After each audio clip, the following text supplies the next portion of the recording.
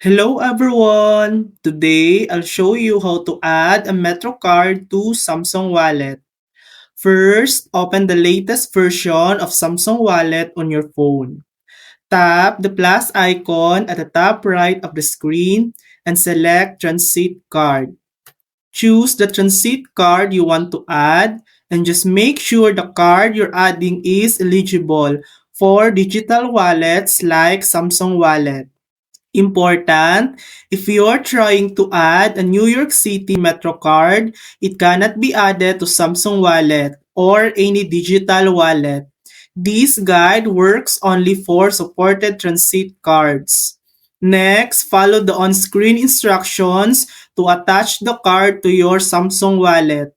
Once added, you can tap your phone on the card reader to board public transit. Just make sure your phone's NFC is turned on and the card has enough balance. And that's it. That's how to add a Metro card to Samsung Wallet. Thanks for watching. If this video helped you, please like and subscribe for more helpful tutorials.